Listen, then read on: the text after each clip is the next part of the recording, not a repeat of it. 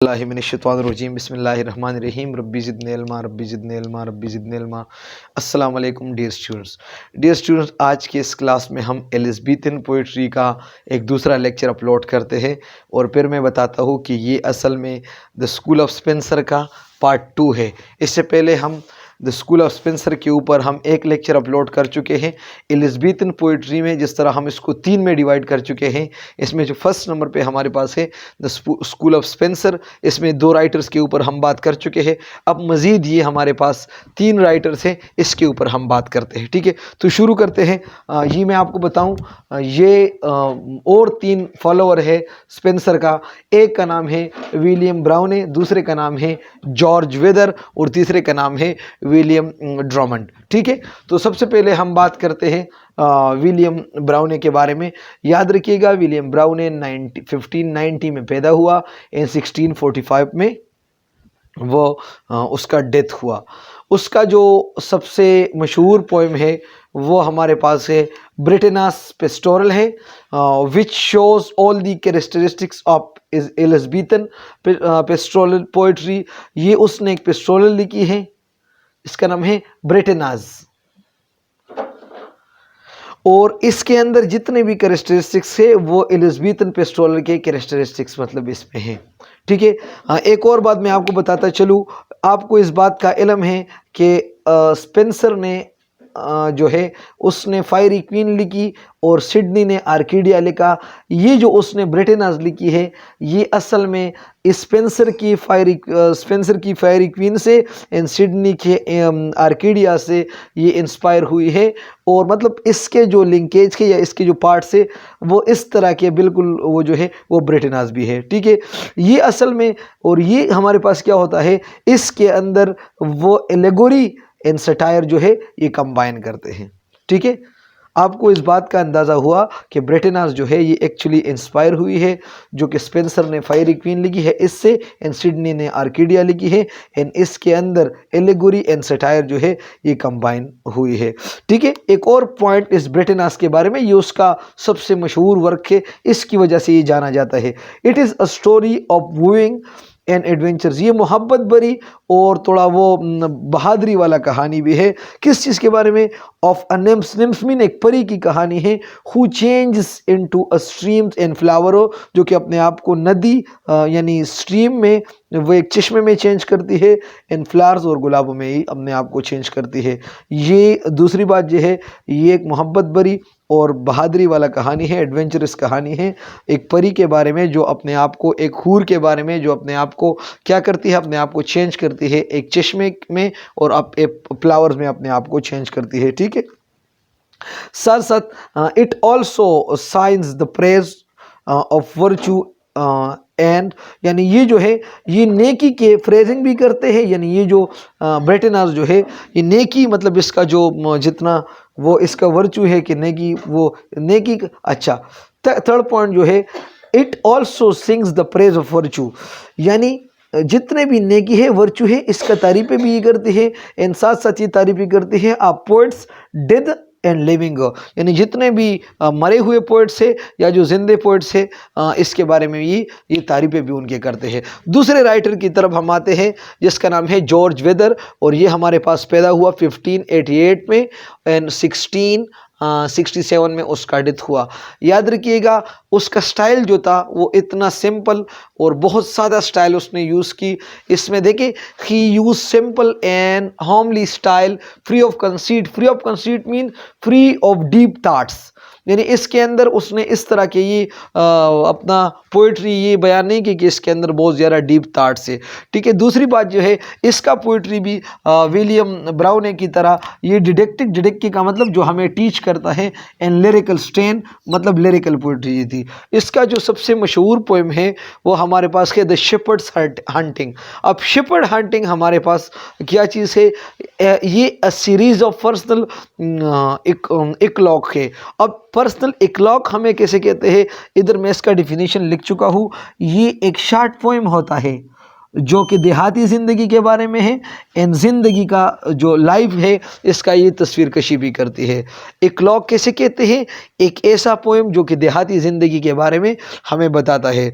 इसका जो next poem है उसका नाम है फिडेला। अब फिडेला हमारे पास क्या है, ये एक हीरोइक एपेजल है ऑफ ओवर 1200 लाइन्स, एक हीरोइक एपेजल है।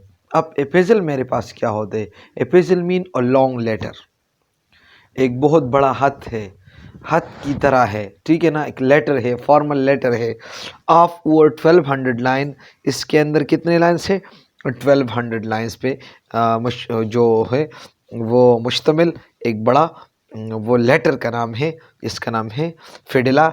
ये भी जॉर्ज वेदर ने लिखी है, ठीक है। आगे बढ़ते हैं, इसके बाद उसने जो पोम लिखी है वो है fair virtue and the mistress of Philarete. अच्छा, ये the mistress of Philarete actually ये एक डिटेल लिरिकल यूलॉजी है ऑफ एन आइडियल वुमेन। ये एक आइडियल वुमेन के ऊपर उसने एक यूलॉजी लिखी है, ठीक है ना, और बहुत डिटेल के साथ ये लिखी गई है। अब हमारे पास यूलॉजी क्या चीज़ है, एक आपको मैं बताता चलूँ, एक हमारे पास है इलीजी यानी एक हमारे पास है यूलॉजी। अच्छा, इलीजी तो आप लोगों को पता है, इसको हम कहते हैं कि किसी के डेथ के ऊपर हम कोई सॉन्ग वगैरह तैयार करते हैं ना, ठीक है, इसको हम कहते हैं इलीजी। अब यूलॉजी हमारे पास किसी का तारीफ़ करना, लेकिन ये दोनों हम डेथ के बात करते हैं। ये लाजिमी है कि ये लिरिकल फॉर्म में हो, पोम फॉर्म में हो। ये यूलॉजी जो है प्रोस फॉर्म में भी हो सकता है, ठीक है। तो ये जो है हमारे पास द मिस्ट्रेस ऑफ फिलरिएट जो है ये असल में एक यूलॉजी है एक आइडियल वुमेन के बारे में, ठीक है। आपको यूलॉजी का अंदाज़ा हुआ कि ये हमारे पास एक फॉर्मल एक्सप्रेशन है जो कि एक डेथ के बाद वो लिखी जाती है किसी के ज़िंदगी के बारे में, ठीक है ना। और इसके ज़िंदगी के तारीफ़ें हम इसमें करते हैं, जिसका नाम क्या है, यूलॉजी, ठीक है। और इसके बाद जो है अगर इसकी हम पोइट्री की तरफ आ जाए और इसका जॉर्ज वेदर का पोइट्री हम देख ले तो उसका मोस्टली पोइट्री जो है ये पेस्टोरल है। और क्या चीज़ ये कन्वे करते हैं, उसका जो पर्सनल एक्सपीरियंसेस वही चीज़ वो हमें कन्वे करते हैं, ठीक है। आगे अगर हम बात कर ले तो उसके जो आखिरी दौर है, आखिरी उम्र जो है, उसने उस वक्त में बहुत सारे डिडेक्टिक का मतलब जो हमें टीच करता है एंड सैटेरिकल वर्सेस जो है उसने प्रोड्यूस की है। और उन डिडेक्टिक और सैटेरिकल वर्सेस की वजह से उनको एक टाइटल दी गई जिसका नाम था और इंग्लिश जोवेनॉल। यानी असल में जोवेनॉल जो है ये एक रोमन सैटिरिस्ट था, एक सटायर का लिखने वाला एक बंदा था जो कि बड़ा वो जो थे उसने अपना बड़ा वो नुमाया नाम हासिल की है, उस अपने तारीख़ में उसके एक अपना नाम है। लेकिन उसकी सटायर की वजह से, satirical versus and didactic versus की वजह से उसको भी टाइटल दी गई कि आर इंग्लिश जोवेनॉल, यानी ये हमारा इंग्लिश का जोवेनॉल है, ठीक। हम बात करते हैं विलियम ड्रॉमंड का जो कि 1585 में उसका जन्म हुआ एंड 1649 में उसका डेथ हुआ। ये पॉइंट आप थोड़ा नोट कर ले, actually he was a Scottish poet, Scotland से उसका ताल्लुक़ था और उसने बहुत सारे पेस्टोरल भी लिखी, सोनेट भी लिखी, सॉन्ग्स भी उसने लिखी, एलिजीज भी उसने लिखी एंड साथ साथ उसने रिलीजियस सोनेट्स भी लिखी, ठीक है। और उसका अच्छा इस पॉइंट को थोड़ा अंडरस्टैंड करें, his poetry is the product of a scholar of refined nature, यानी उसका पोइट्री जो थी वो बिल्कुल रिफाइंड नेचर थी जैसा कि एक स्कॉलर का होता है। एक और बात भी आप पॉइंट को नोट कर ले कि हाई इमेजिनेटिव फैकल्टी, इसका मतलब he had high imaginative thoughts, उसके जहन में बहुत बड़े बड़े थाट्स और ख्यालात, जो कि मतलब इमेजिनेटिव राइटर था। एंड नेक्स्ट हमारे पास है इन musical year. So what does musical year mean, musical year mean उसके जहन में जितने भी थाट्स आते थे उसके अंदर म्यूजिक जैसा था, मतलब लिरिकल थाट्स उसके सोच में था।